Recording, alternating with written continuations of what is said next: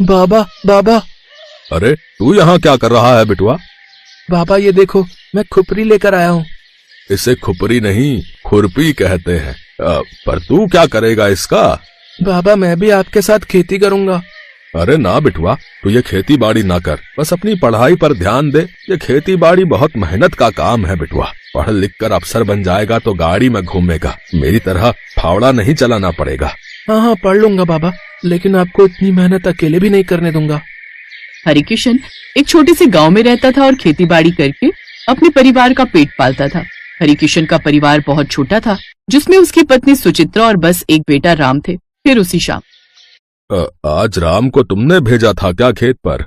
नहीं, मैंने नहीं भेजा था। वो स्कूल से आया तो आपके बारे में पूछने लगा और बस फिर उसने खुरपी उठाई और चला गया खेत। हाँ सच में बड़ा प्यारा बच्चा मिला है हमें भगवान की कृपा से। बस भोले भंडारी उस मैंने पर डाल दिया अमरूद का टुकड़ा। चल अब दूसरा गड्ढा करते हैं। इस दूसरे गड्ढे का क्या करोगे बाबा? इस दूसरे गड्ढे में मैं ये डाल रहा हूँ संतरे के बीज।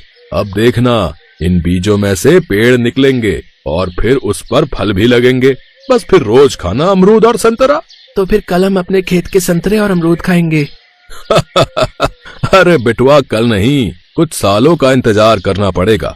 पर एक दिन इसमें मीठे फल जरूर आएंगे, लेकिन उसके लिए मुझे रोज इनका ख्याल रखना पड़ेगा, इन्हें खाद पानी देना पड़ेगा। तो फिर कल से मैं भी आपके साथ साथ इन दोनों पेड़ों का ध्यान रखूंगा। छोटे राम की बातें सुनकर हरिकिशन रखे। हाँ क्यों नहीं, भोलेनाथ हमेशा अच्छे इंसान का साथ देते हैं। फिर दोनों पति पत्नी भगवान शिव का शुक्रिया करते हैं और फिर अगले दिन खेत में। अरे तू फिर आ गया? बाबा देखो मैं आपके लिए क्या लाया हूँ। माँ ने आपके लिए एक अमरूद और एक संतरा भेजा है। अरे वाह, रुक मैं इन्हें धो देता हूँ, फिर दोनों साथ में खाएंगे। नहीं, ये आपके लिए है, मैं तो माँ के साथ खा चुका हूँ। अच्छा, माँ के साथ खा लिया तो क्या बाबा के साथ नहीं खाएगा? आ बैठ, यहीं खाते हैं। अरे वाह बाबा, कितना मीठा संतरा है ना। हाँ, और ये अमरूद तो देख कितना लाल और मीठा है। बाबा कितना मजा आया ना, अगर रोज ऐसे ही संतरे और अमरूद खाने को मिले तो। अरे मिल सकते हैं, पर इसके लिए हमें एक जादू करना पड़ेगा। कैसा जादू बाबा?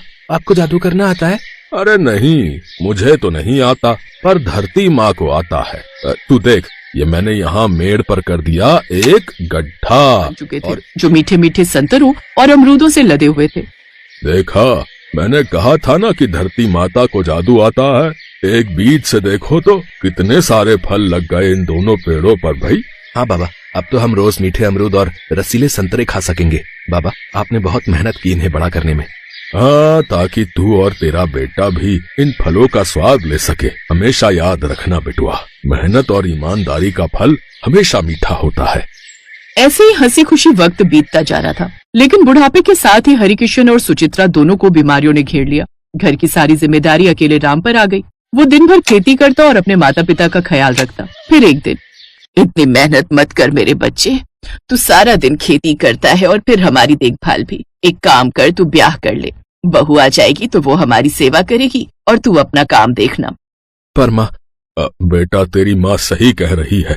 इससे पहले कि हम दोनों को कुछ हो जाए, हम तेरा घर बसते हुए देखना चाहते। उसने अपने माता पिता का इलाज कराया, पर ना तो वो हरिकिशन को बचा सका और ना ही अपनी माँ सुचित्रा को उनके आखिरी पलों में। बेटा, मेरी अंतिम इच्छा है कि तू मेरा अंतिम संस्कार मेरे खेत में ही करना, वहीं अमरूद और संतरे के पेड़ के नीचे। मैं अपनी मिट्टी में ही मिल जाना चाहता हूँ।